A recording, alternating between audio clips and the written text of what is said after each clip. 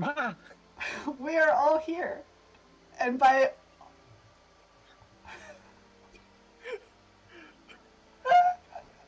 this is great. Nathan tonight By will be played by a large floating void. yes.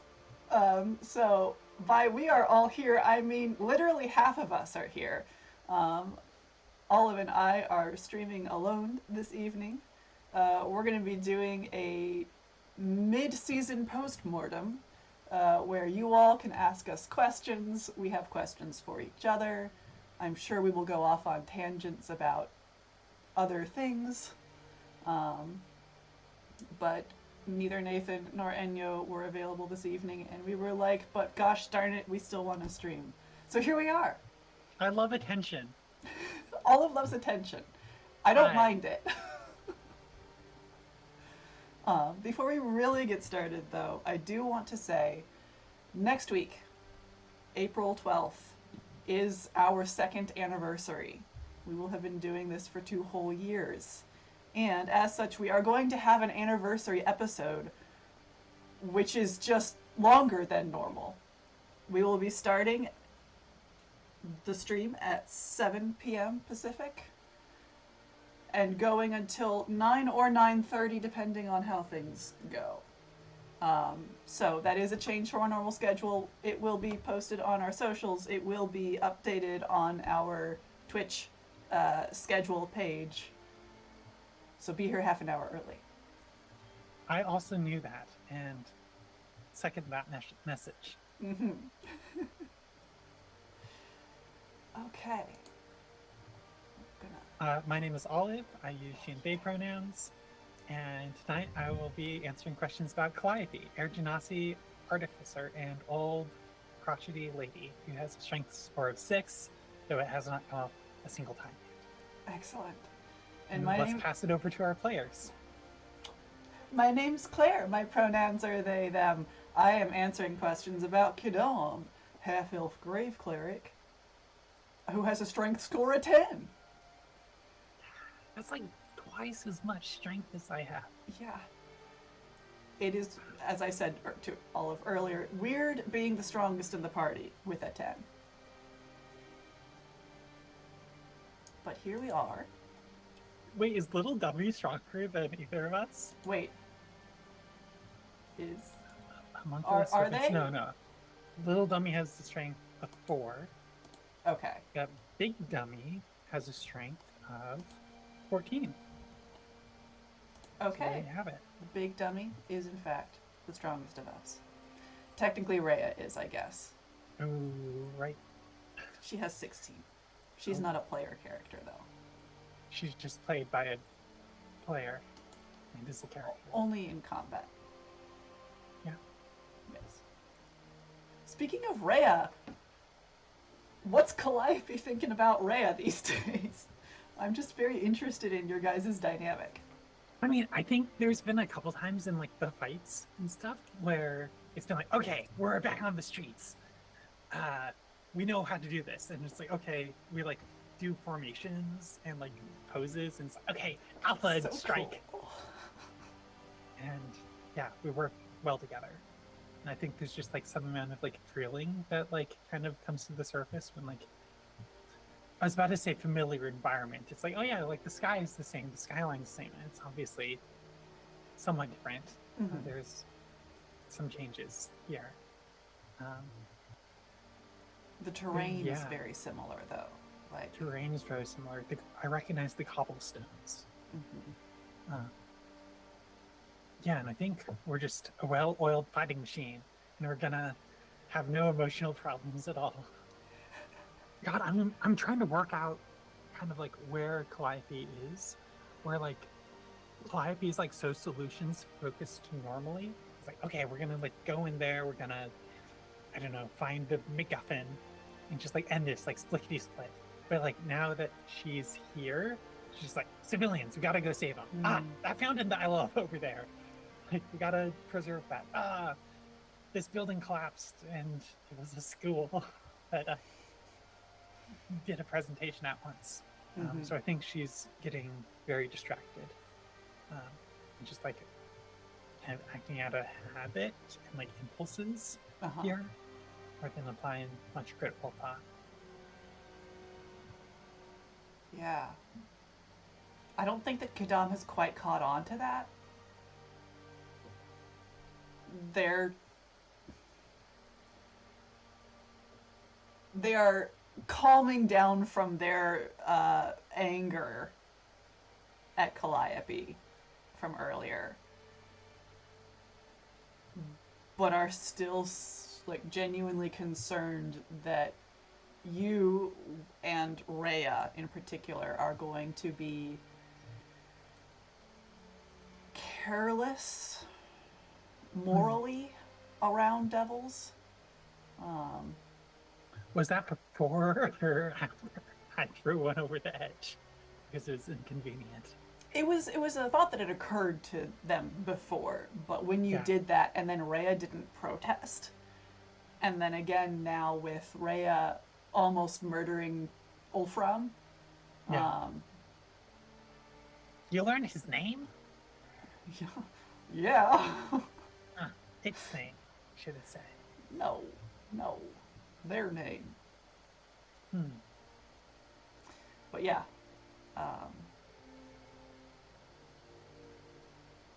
Yeah, that's a well-founded fear, I would say. Yeah. Kadam is used to being a moral compass.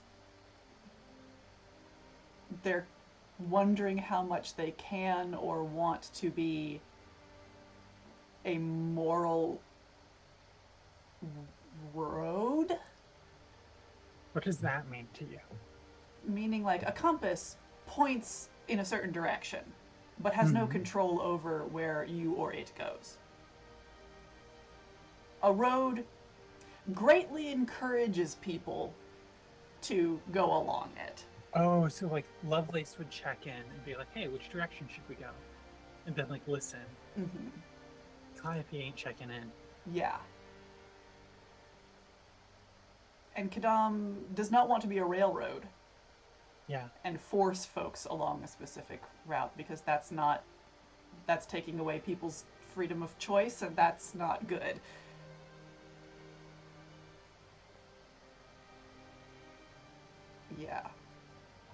Yeah, they're figuring things out.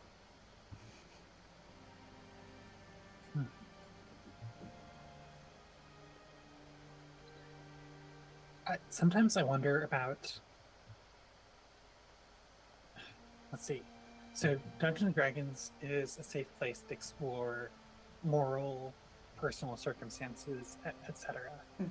Like a thing that like has I've seen kind of like kicking around in like some media and seems like maybe applicable to like explore here is this like idea of the ends justifying the means. And like obviously the ends like don't justify any means, but then if like something's important enough, like, you know, saving a city, is it like an every possible advantage kind of situation still? And so like it feels like the ends should justify the means there. So like how do you weigh just being like this is necessary because the end is important versus this would probably be helpful, and so I'm going to do it regardless of like, you know, murdering a helpless captive. Yeah.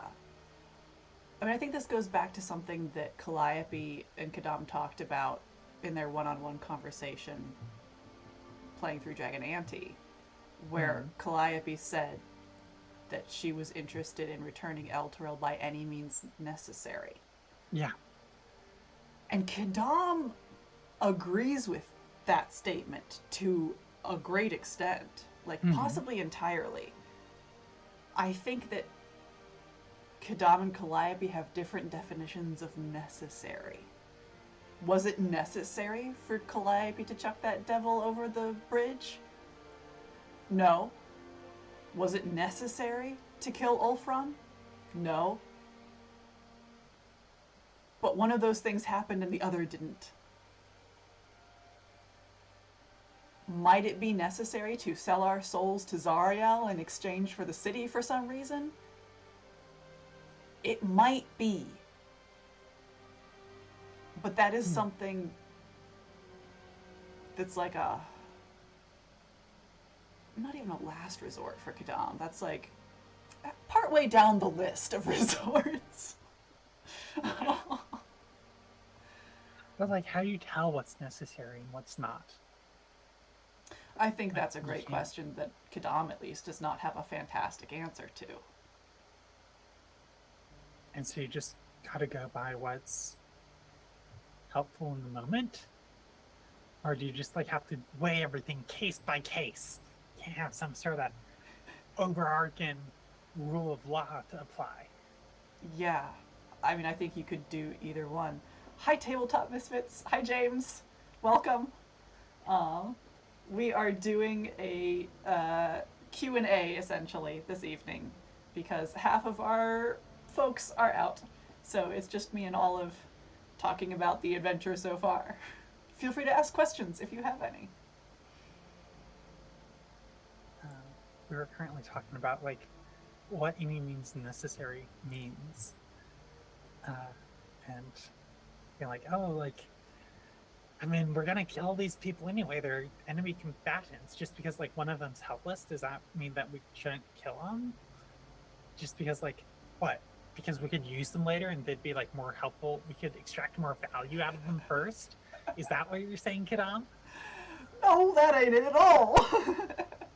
um, but yeah, I think for Kid there's a big difference between killing someone who is trying to kill you and murdering someone who is not in a position to cause you serious harm. What if they really deserve it? I genuinely don't think that Kadam believes that that's a thing. Hmm. There have been two people who have challenged that for them. The people who are just like, oh, let's go enslave this woman and child for soul coins, like that didn't really like be like, oh yeah, these people probably deserve to not be around no more. No, those people, Kadam was okay killing them because they were trying to kill us. It was, um, I mean, Duke Vanthampur was one of those people where Kadam definitely was having thoughts along the lines of the world would probably just be a better place if she did not exist.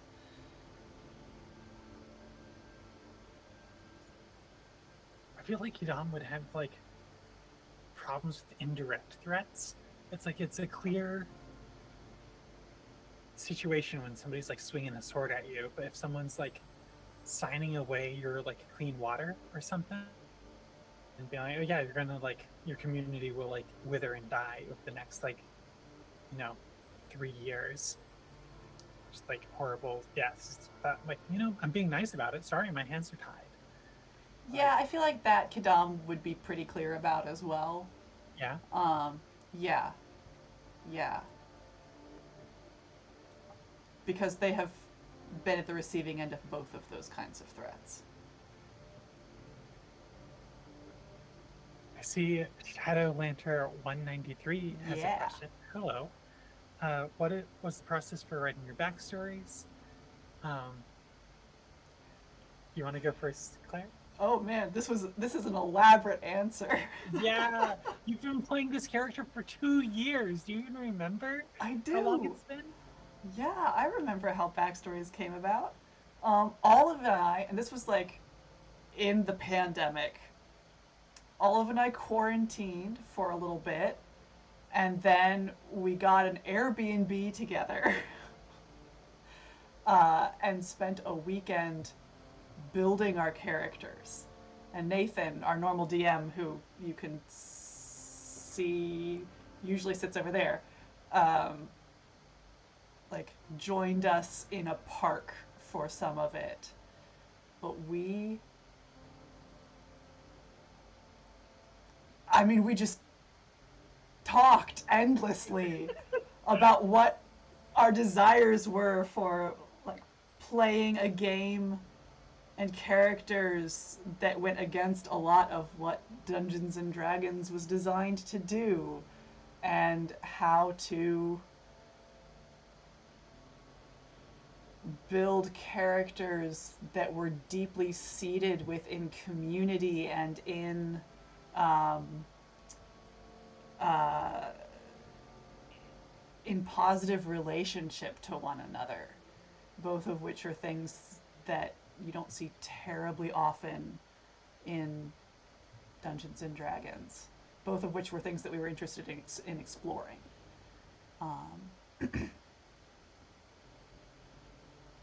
I knew that I wanted to have familial relationships, um, and have a challenging relationship with at least one family member.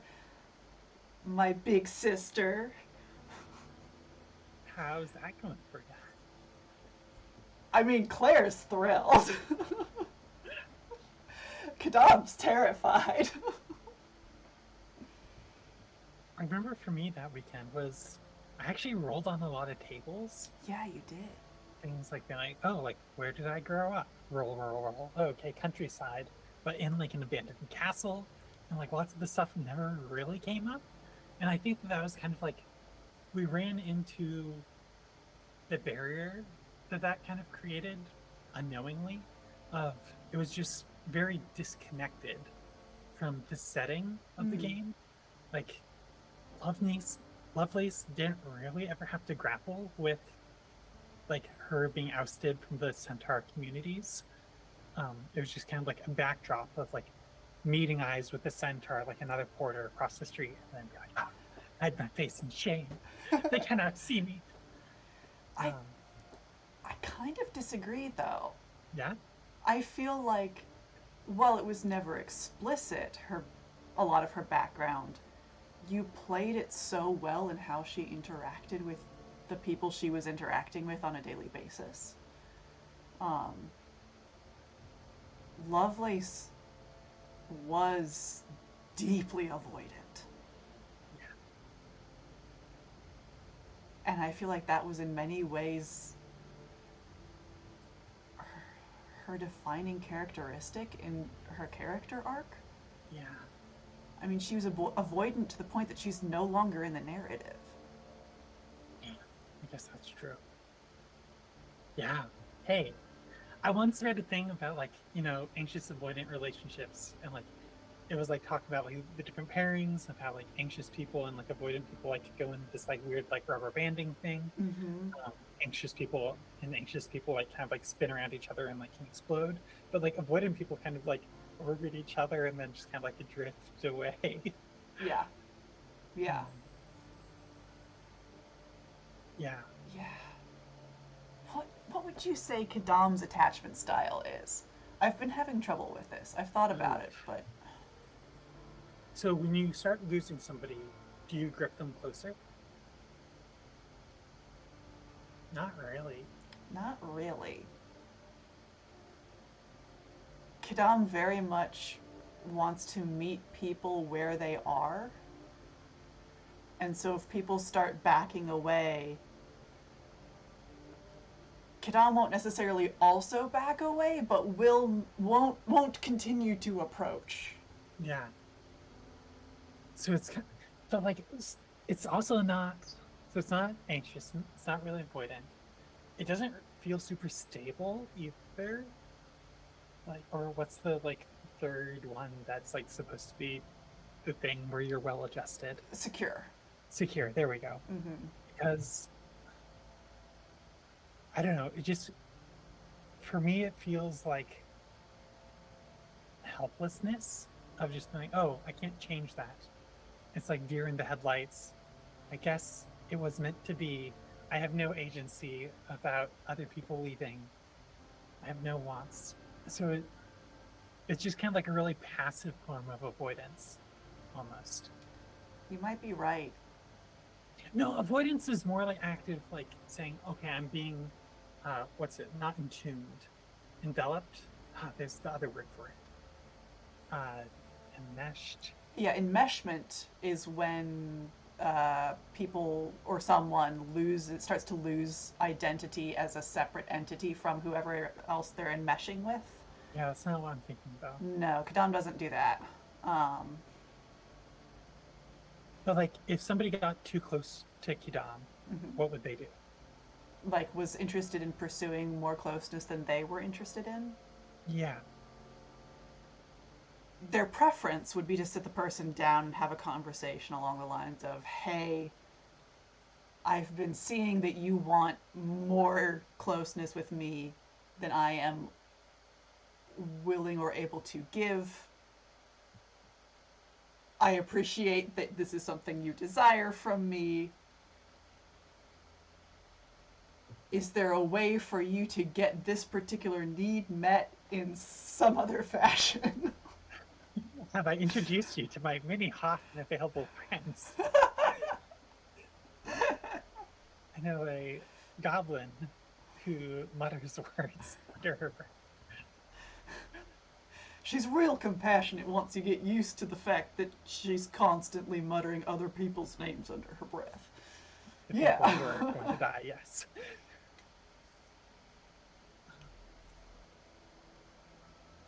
Yeah. Maybe people don't fit in neat categories and boxes. Wow. Oh, wow. And they're just general descriptors of patterns more than classification taxonomy systems. Oh, absolutely. Entirely. Okay, cool, Yeah. cool. Am I doing the same thing with Calliope? Is Calliope also just avoidant? Oh, yeah. Ah, She is. She doesn't seem to run from things the same way Lovelace did, but. And she's more self aware about it, certainly. mhm. But yeah, she puts up a front of competence, curiosity about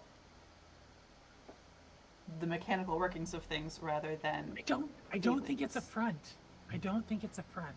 but she uses it to avoid talking about vulnerable emotional things. Yeah. Yeah. Yes. But I think what she defines as like vulnerable emotional things, like it just like works a little bit differently than other folks. Like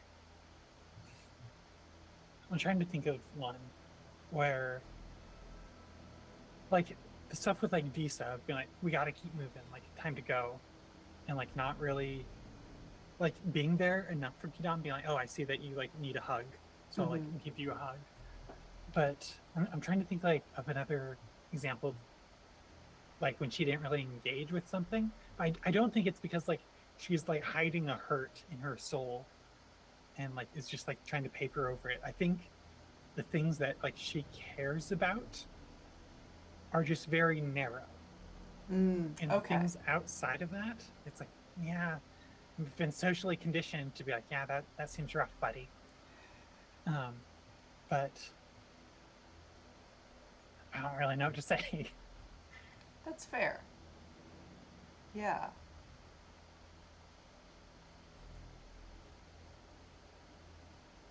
I'm gonna have to I'm think trying to on think. that one. I can think of like an example, or I can think of like how she described herself. She's like, yeah, I put on kind of like front of dismissive humor, like she said that, but I don't remember what that was in reference to. Oh gosh, I'm trying to remember. That's also what I am going off of. I remember Yeah, it was a one-on-one conversation between Calliope and Kadam. It might have been that same evening. yeah. We covered a lot of ground with playing Three Dragon Ante. A lot of stuff happened. Um, Because I yeah, remember Kadam's amusement and agreement and thinking that this was something that they could work with in this situation. but I'm so excited. What I am excited is to like run into somebody that like Calliope just like does deeply care about Yeah. here. And they might be down in the catacombs. So we're gonna see. I want to I go down there. Yes, I also want to get into the catacombs. Oh man, I want people and politics. Yeah, You know, I've left you alone for like 10 minutes, maybe 5 or 10 minutes. And what happens? You become enmeshed in demon politics and be like, oh, the commander of this, like, Garrison is trying to like cozy up to Tiamat. And like, if you could give her something to give Tiamat, then like, you could get, it's like moving those chess pieces. 5 minutes, Kidon. This is what I do best. I do people. These are people. Yes, they They've are. destroyed this city. Everyone is a person. They're literally monsters. They have stat blocks and everything. And you don't. No. Big Dummy has my stat block. I'm just the brains. I'm glad we're entertaining, Nathan.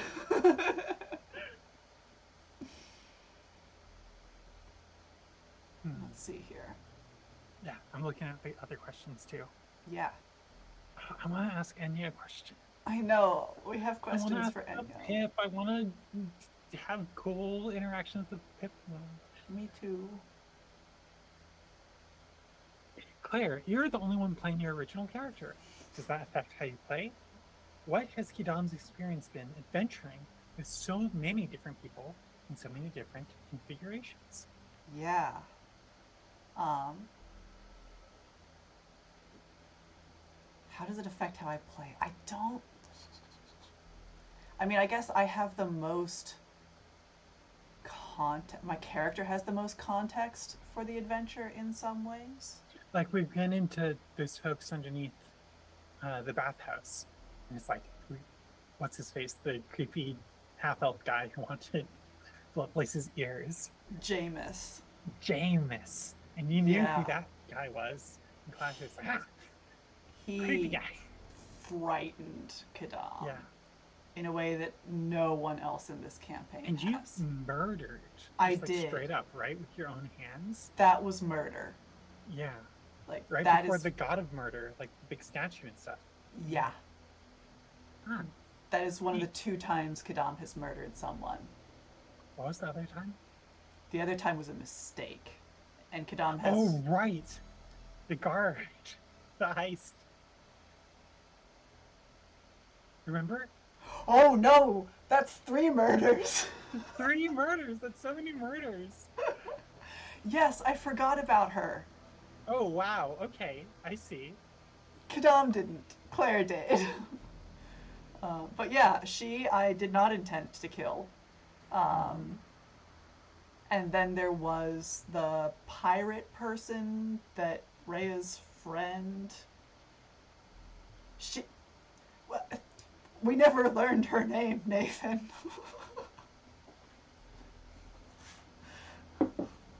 Wait, who was the pirate friend?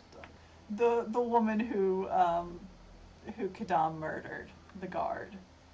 All I remember is that she wasn't someone. Like, she wasn't a different name. Yeah, I don't know why I'm trying to find the name that she didn't have. She wasn't Adelaide. I found it. Anyway. Then there was the pirate who Rhonda owed 5,000 gold to. And Kidam was impatient and sloppy and killed him by accident. Did I miss that? I think I missed that. You're right. You were in Europe at that point. Yeah. I remember playing Imsh up to the Green Dragon Inn. Is that what it was? Green something. Something like that, yeah. Green Velvet are the words, feelings that I have around that. Okay. Oh, and so that didn't go well, is what I'm hearing? It went extremely well from a mechanical perspective. Oh, yeah? Yeah. That's great. Yeah. I'm glad. Yeah. Yeah, I made a couple of bad charisma rolls, and then Kidam started combat with more the intention of, like, trying to just beat this person into submission, but Hmm. then that didn't work. It breaks bad. Yeah. Wow. Anyway, I think that's really the only way it's affected how I play, is that I just have more context in world than the other characters. Um, Kadam is lonely. Like, Yeah, I bet. deeply lonely. Oh no, Kidam, poor child. Yeah. Um, they love Lovelace and did communicate that. Yeah. And I think between Lovelace and their sister, and then kind of the generalized birthing community, they felt understood and cared for. But Lovelace left them, as they knew she would at some point. You didn't even get the letter. You didn't get her I letter. didn't get the letter. It's right here. Okay. Chat. Chat? Olive wrote me a letter from Lovelace to Kadam and did like, I guess I'm spoiling some of this, dated it correctly for the in-world stuff and did a Nathan cool helped. handwriting that would just be Lovelace's handwriting, and like, it's so beautiful and I Do you love want to it. just read it? This is like special content for people listening to a Q&A. So I do want to read it. However, I think that reading it when Kadam gets back Oh, in character that's really good. would be better. Yeah, that makes sense. Yeah. You know what? I bet it's gonna be like in a sad context too. Oh, Kadam's absolutely gonna cry. No, but I mean, it's just like, but now I know that these are Lovelace's last words because she led a revolution against Duke Vanthenpur while we were out or something. Yeah. Yeah. Somebody should find it and then read it to Kidam one sending at a time. Oh my gosh. 25 words at a time. Yeah. Yeah, we'll see. We'll see. I don't know how the mail works in Baldur's Gate. I sincerely doubt that Kadam like has a mailbox. But I think Lovelace just slipped it under the door or something. Oh, okay. Well, in that case, probably the Flaming Fist are gonna find it. Unless it did the thing where you slip it under the door and it actually goes underneath the door vent. Now it's just there. Uh-huh.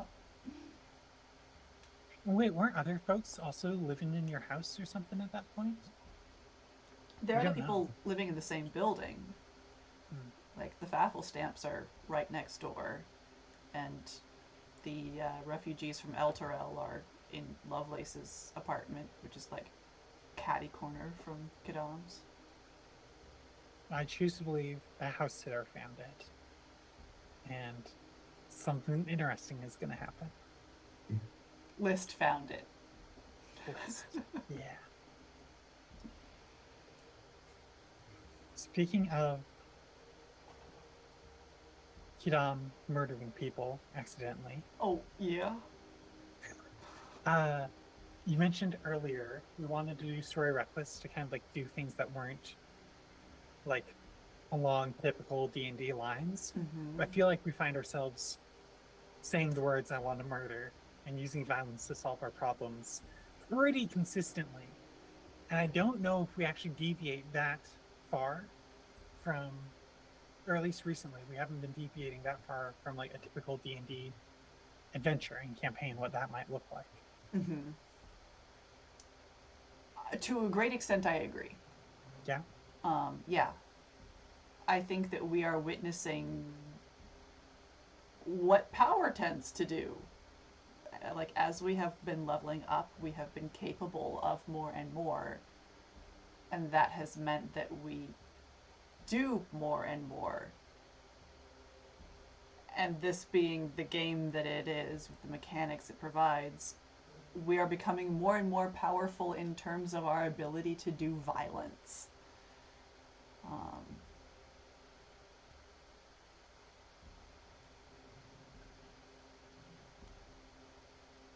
And also,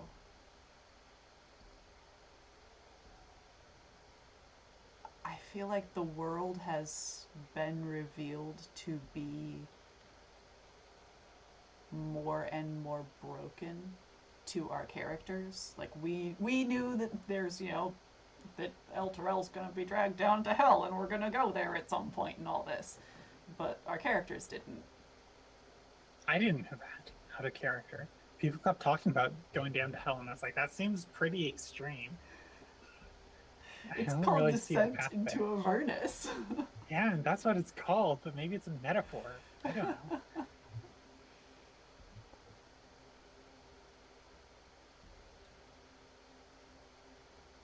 And also, like, running around, killing stuff in Dungeons and Dragons is fun. It's true. So, how do we find the edges to pick at to bring humanity back to our characters and our games?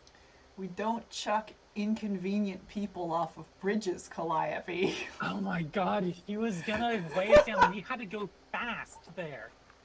I saw it in Nathan's eyes. He's like, you're gonna get disadvantage on this roll if you are trying to bring this person and be stealthy and be quiet. And so you take disadvantage on the roll. Would you rather I just left him on the bridge so he could have been burnt to cinders? No, he wouldn't have my brain caught up. You would have rather me brought him with. And then we would have just ended up murdering him anyway, because he'd wake up and try to kill us. I mean, maybe. Devils are intelligent, and they are strategic. Yeah. Well, we just make a deal with them and have them not say that they saw us. Then it's fine. Yeah, you're totally right. This is one place where playing Kadam is kind of tough for me. Kadam does not think in terms of incredibly detailed language the way I do. Yeah, I can tell. Yeah. Which means that we'll have more fun. Which means we're gonna have more fun. I'm so glad you did that out of character. Calliope wouldn't be happy about it in character. But I'm super into it. I'm glad.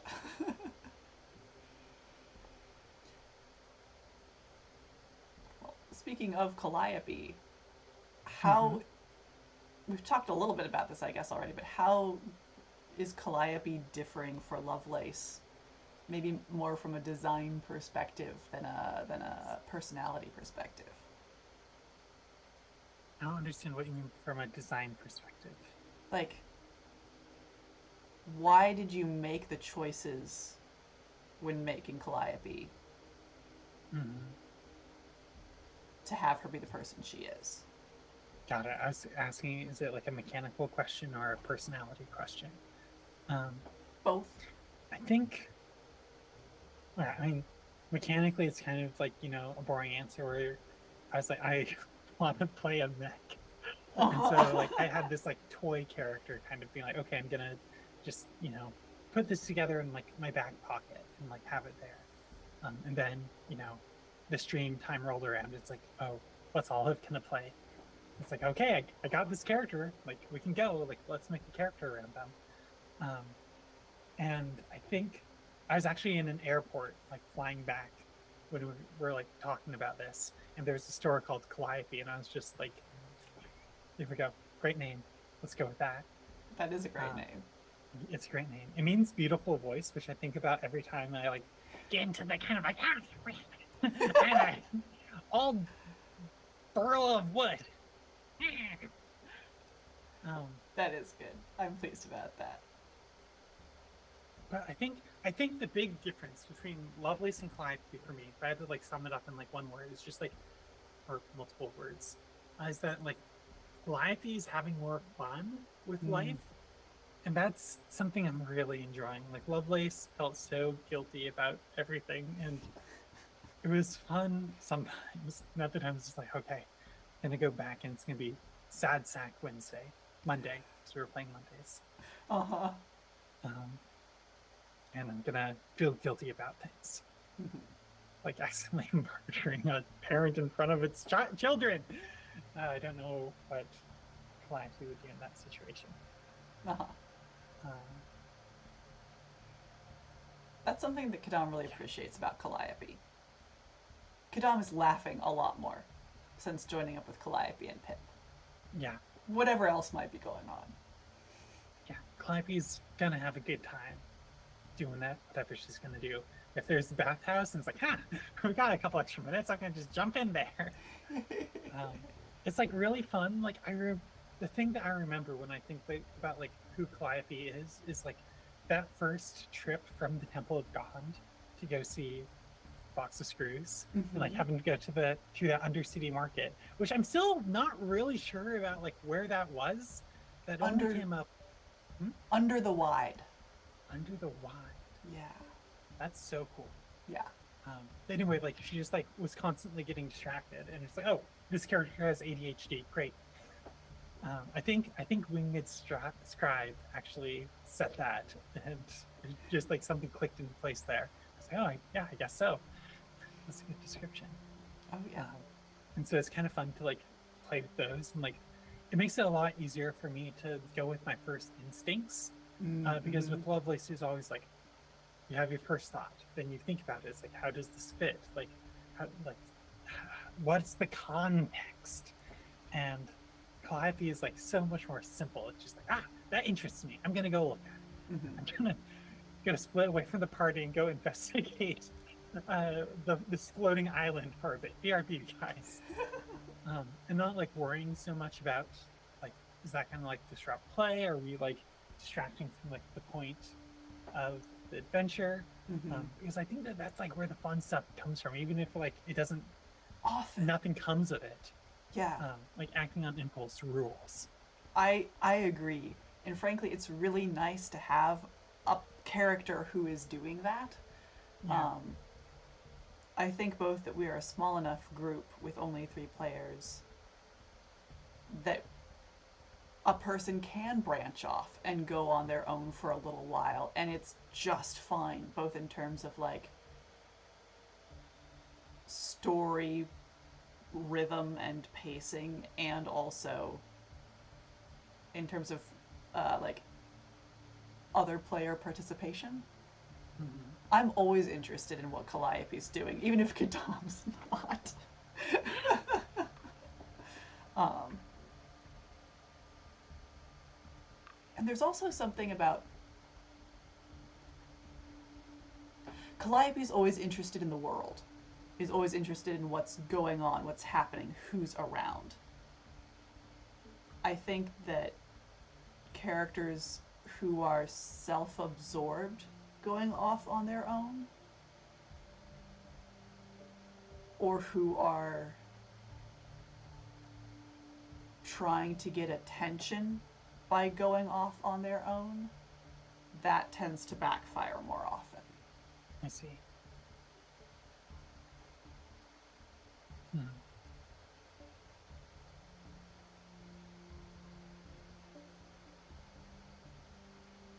I feel like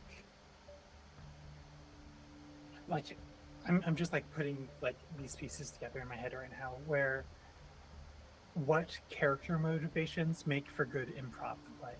If you're playing Yeah. like a noble who's just like very concerned about like their status, or like a wizard or something, who's just like, oh, I don't want to say anything dumb, you end up not saying anything in the whole session because like Mm-hmm. you're worried about preserving dignity, and like that's maybe what the character would do, but like that doesn't make for good D&D. And so like having characters that have reasons to want to interact with the world makes for better characters, I guess, just in this medium. I agree. I have definitely played characters that were not good D&D characters. Yeah. Um,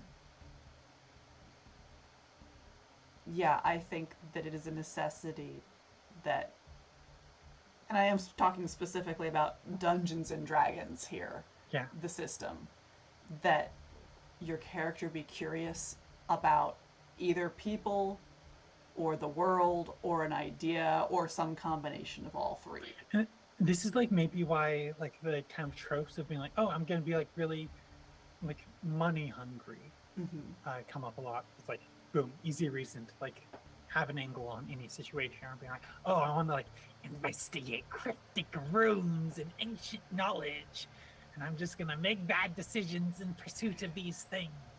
I'm Yeah. gonna eat power sources larger than my head. Like those stick around because like those are like kind of just like plug that right in, good to go. It's just like solid gameplay characters. Yes. Yes. And I think Lovelace was at her best when she just like walked into doors. Like that was like the first decision that she made in this whole shebang, right? Where like when that door opened in the library, like that book opened, Oh, uh-huh. and then like we had to get in somehow. And Yes. Oh gosh. Lovelace was like, "Cool, I'm going in." Yeah. I'm so Like, glad you did. I was yeah, struggling to find a reason for Kadam to go in there and was not yeah, coming up with anything. yeah. I don't even remember why like Lovelace did this. That's like, oh, this is, and it feels like out of character for her, like where she ended up. Like, if we did that same adventure at the end, I don't know if she would have like easily gone in because she was so much more scared Mm. of Mhm. everything and Yeah. like messing up and stuff. Yeah.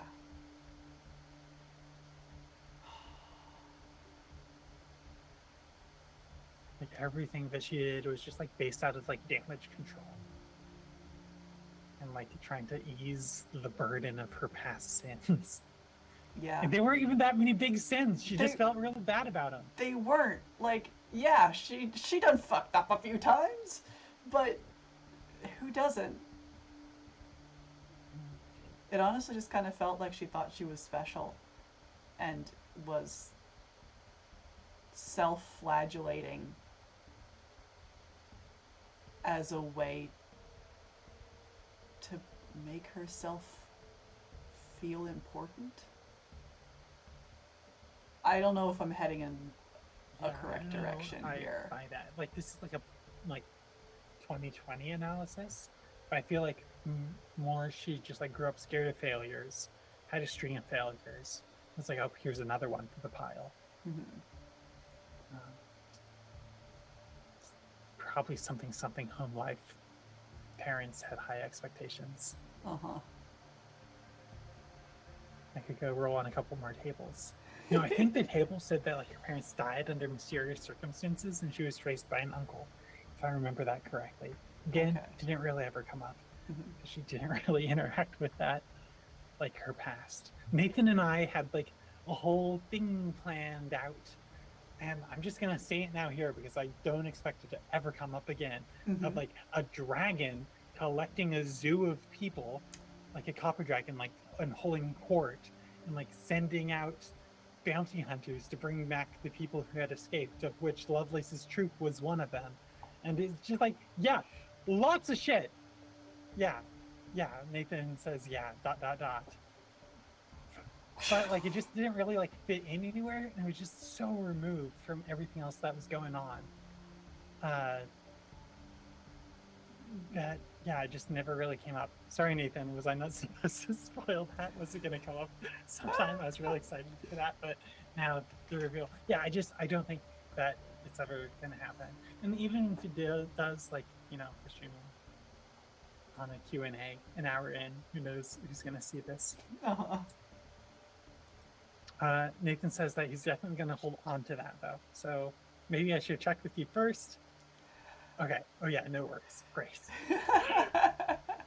But yeah, shit was wild. Man, that's awful. Yeah, that's what I mean. Where I was just like saying we didn't really get into any of the stuff, and you're like, oh, I feel like we did. It's like, no, no, no. We got into like the 3 to 5 years before the stream started. Yeah. Man, okay. Olive, what has surprised you about Calliope? Um, yeah. Um, I think I am. Have I been surprised by Calliope? I guess like the thing that I mentioned of like, oh yeah, I guess she has ADHD. That totally makes sense. Mm-hmm. That was a little bit of a surprise. Um, I guess like I wasn't expecting for her to love Elturel as much as she does. Like I hit the streets like or like we were coming in and I was expecting I was like, okay, I've like worked here for like a long time, but like, all institutions have problems and like she's probably gonna be, I don't know, kind of skeptical about it, but like we hit the like our feet hit the streets and it's like, oh great. Let's save everybody. I love this place. Yeah. Yeah, that was a surprise. I wasn't really planned. Okay. Cool. Kadam loves that Calliope loves Elturel the way they love Baldur's Gate, and are really Baldur's grateful. Gate. You don't know what you see in it. Oh, Bunch of cutthroats. People we're don't not believe we're in not nothing going to over get into there. that. We're not going to get into that right now.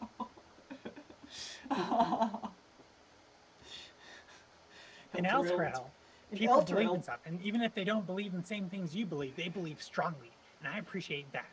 they're a bunch of self-righteous, holier than thou people who rely on what, like tourism, religious tourism, to keep themselves going instead of honest work. Well, if I'm holier than thou, that means that you better start getting more holy, huh? Build yourself up there. Get some self-esteem. And You like, if think I people don't want have to like, self-esteem? Look at me. No. Anyway. um, Something that surprised me about Kadam, actually relatively recently, like in the last 4 to 6 months, Kadam's done a lot of drugs. have they? Yes. Wait, like when? What? Um, so this kind of developed in my back brain as we were continuing to get to know Box of Screws better. Um, but when Kadam was like in their teens through early to mid 20s, was when I Cortez. was Kadama a theater kid No. in like high school AU. Which clique was Kadama? Sorry, this is a complete derailment. Continue. I'm writing this one down for a minute. Sorry. Uh, Kadama's has done a lot of drugs. yes. Um, uh, but when they were in their teens through like early to mid 20s was when their sister Cortea was moving away from the family, like emotionally as well as physically, um, and getting more and more into like actually having a little bit of power in the guild. Um, and this hasn't come up so much in our campaign because we've been much more focused on the other half of her business, but she is a drug kingpin, um, as well as procuring rare books. Um, and as she was getting into this, both she and Kadam, I think, were really gravitating towards one another, trying to figure out how they could have a relationship, if they could have a relationship, how to be adults in siblinghood together. Um, And the way that manifested was that the two of them would go climb Dustcock Hill, do some drug that Cortea had gotten a hold of, and like be more vulnerable with one another than they found that they could while they were sober.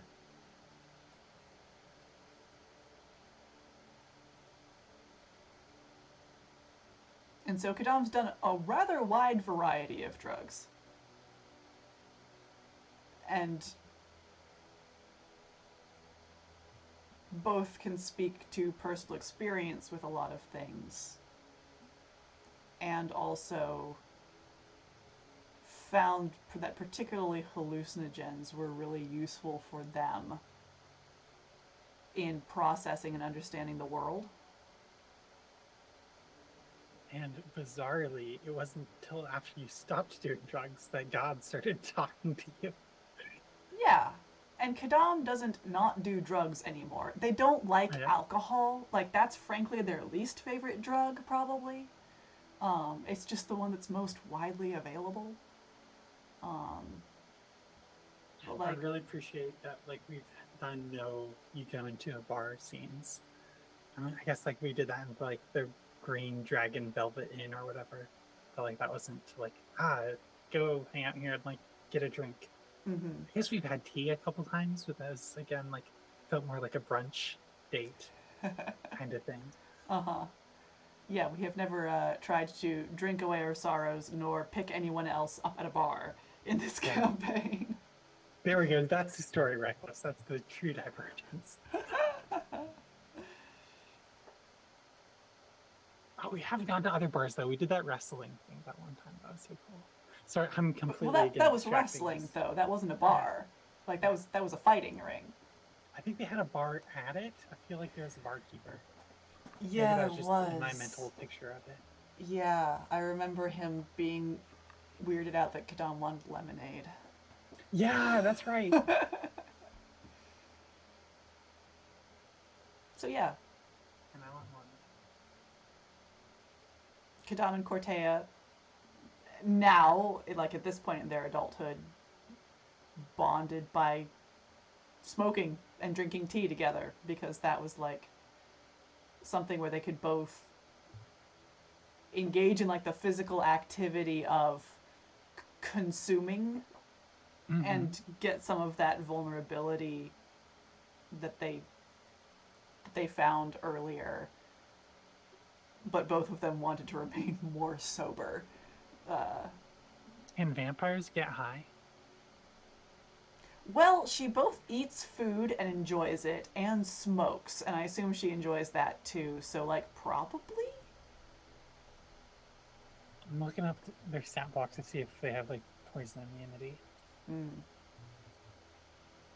I also don't know that Nathan is using D&D vampire lore. He has hinted that he is not necessarily. Yeah, doesn't mention nothing about poison immunity. So Cool. I guess Probably can get high and drunk. they're undead, but they can get poisoned. Wild. So yeah, that's Kadam. a thing that surprised me about Kadam. Relatively. I'm modding the lore for sure, says Nathan. Cool. Yeah. The lore. Yeah. Something that surprised me about them recently. Okay, so if there was a high school AU, Oh gosh. Yeah.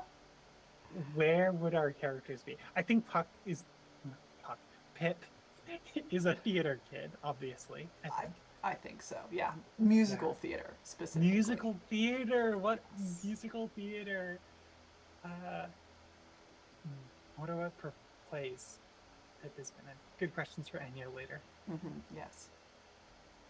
Who did Kidam hang out with? I feel like Kadam kind of floated a bit. Yeah, that makes sense. They were a weird kid. They were one of the weird kids. They were so weird and awkward in a lot of ways, but in the way where they noticed everything about you. thought they were called like Spook or something. Maybe.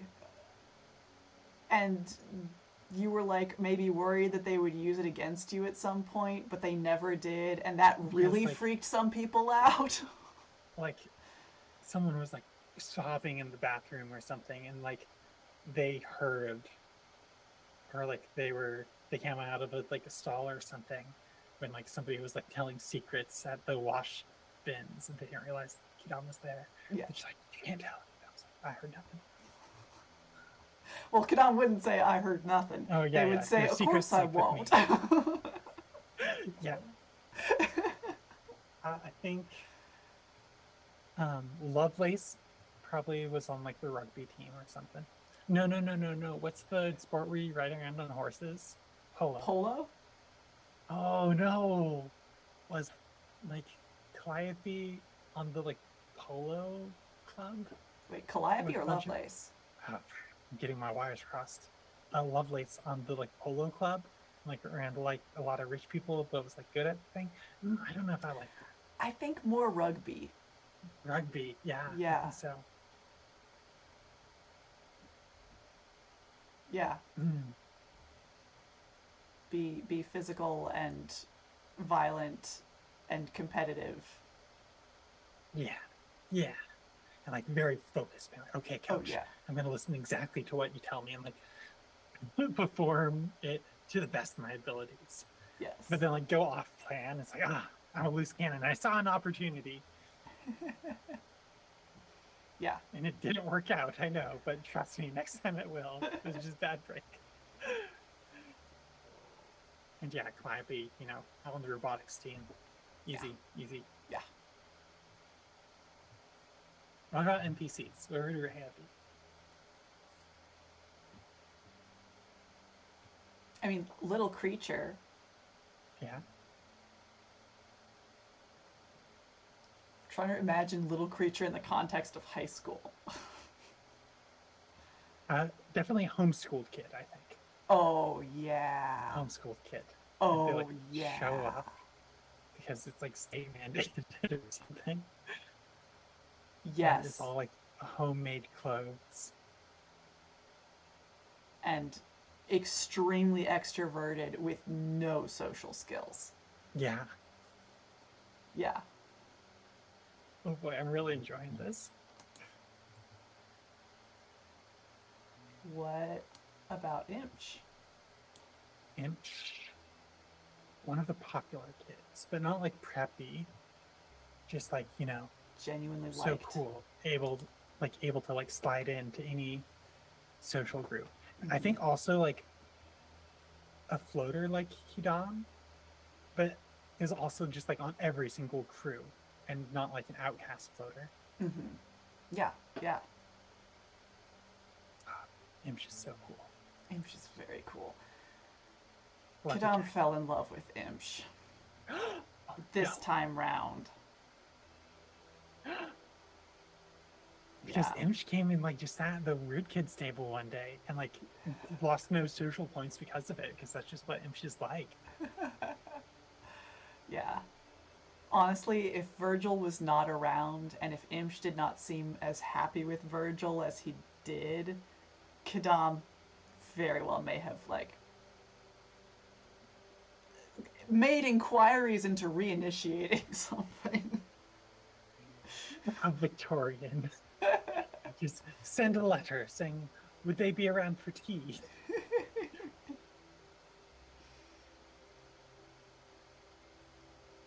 Cortea, I'm a drug dealer. Oh, yeah. Again. Oh, yeah. Again, the bathrooms instead of the sewers. Yes, in the bathrooms. And, like, does cut class occasionally, but still gets good grades, much to the chagrin of her teachers. Yeah.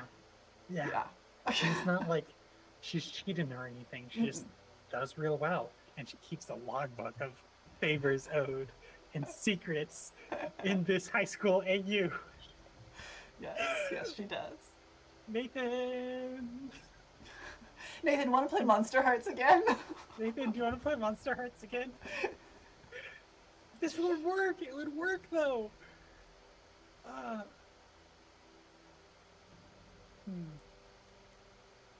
I don't want to play Monster Hearts with our characters, though. Maybe, Nathan says. Yeah, it was so good. Honestly, viewers, chat, y'all, Monster Hearts was possibly the best game I've played. Check it out. It's a lot of emotional work. It's a lot of prep. Nathan played some very good lesbian parents. Nathan's the best lesbian mother I've ever had. It's true. Incredible. Incredible. It is a lot of work, Nathan, and it shows. It is. Thank you for that. Yeah. Yeah.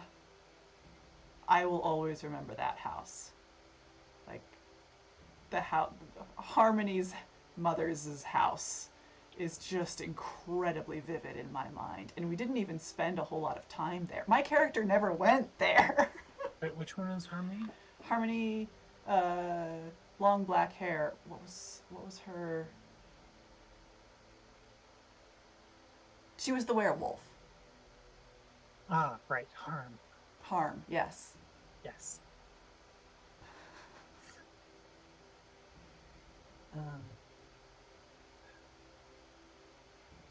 Good game. Okay, okay. Next question. Anyway, the one that we're currently talking about. If you could spend a day with your character in our world, what would you do with them?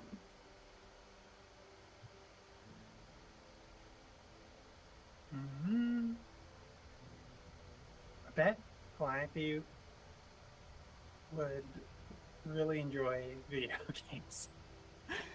I would want to play Breath of the Wild with Calliope, co-op mode or something. That would be so good. Yeah. Even if there wasn't co-op mode, I just want to hang out and have Calliope backseat drive and then take over the controller and backseat drive. Yeah. That sounds like playing video games with an old granny sounds great. Yeah. What about you? I would take Kadam to Dandelion Chocolate in the Mission District in San Francisco. Kadam would like that, I bet. Kadam would love that. Kadam loves chocolate. They've had it 3 times in their life. But man, hot chocolate? So, I would say it's better than sex, but we know that a lot of stuff is better than sex for Kadam. And then I think in the evening at some point we would end up in candlelight holding hands and crying about how beautiful and painful and joyful and frightening the world is. Do some drugs, hallucinogens, maybe? Maybe. I don't know. I'm not a big fan of drugs at night. I like to sleep. Fair point. Yeah.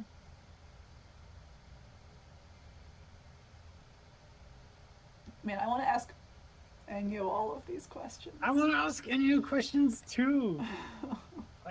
What's your experience and stuff? I guess we can just do that off stream in their check-in. I think would even be useful. Mm-hmm. Yeah. We can talk about this one though for the group, and I guess Nathan can weigh in if he really wants to. How is having 3 players different from 2? How has the dynamic shifted between the characters? Something I pay attention to more now is who's getting screen time. And then being I want to go hang out with Pip, and needing to split my focus a lot more than when it's just me and you, Claire. Just I'm hanging out with the other person playing D&D. Plus Nathan, who's playing D&D, on his own sometimes. Yeah, I have felt that change as well, where there's much more of a focus on who's had what amount of screen time and how to make sure we're all participating. We had that one episode where like Pip didn't do anything, and that felt That bad. didn't feel good. No. Yeah.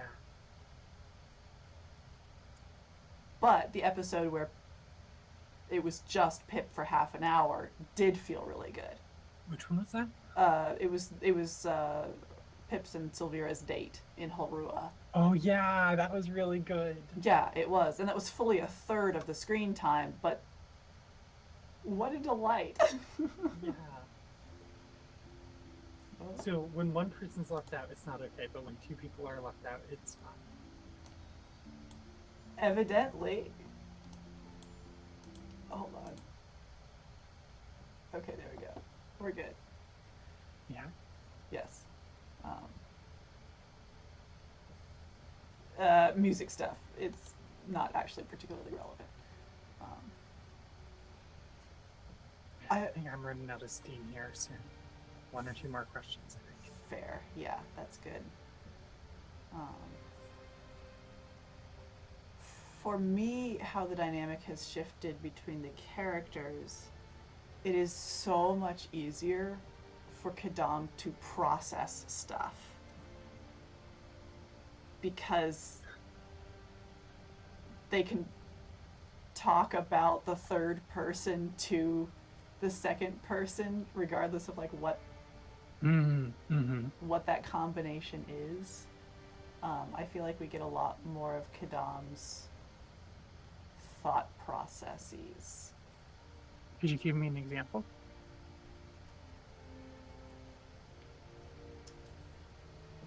I mean, the big one has been Three Dragon Auntie, talking about Pip. I have a list of things to talk about with Pip, mostly about Rhea and Calliope. Tom talks about people behind their back. I see how it is. Of course, Kadam talks about people when they're not present. Makes sense. Makes sense. Yeah.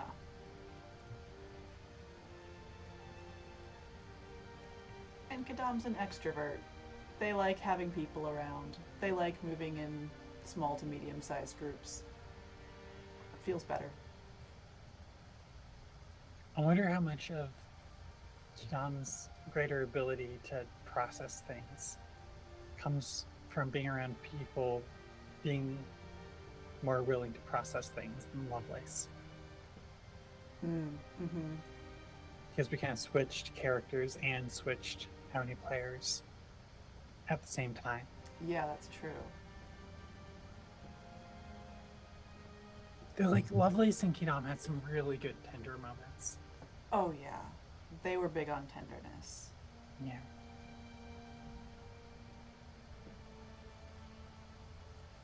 A lot of their tenderness was not verbal, though. Yeah, that's it true. Was lying on the floor, making prolonged eye contact with one another. Which is really hard to do over screens. Yeah. And I'm looking forward to playing D&D in person someday. Yes. Let's It'll happen someday. Someday. Maybe. Hopefully, once again. in a month and a half? What? What? We have plans, perhaps? In about 6 weeks? Wheels within wheels are turning. And with that, I think I am that done. Cool. That's a I've run out good of energy. a good point to leave on. Yeah. So, Okay. Thank you all for joining us. Thank you so much for hanging out. Remembering that next week is our anniversary episode, and we will be starting at 7 p.m., not 7:30, so that we can do an extended episode. Yeah. Hope you have a wonderful night. Goodbye. I hope so too. Bye. No, I mean... How'd you make it stop? I'm working on it. We're still streaming. Are you doing it? We're still streaming? We're Oh, that's still so streaming. fun. I was about to start rolling my desk down. There we go. I bet they can still hear us, though. Yeah, they can. Yes. During my stream,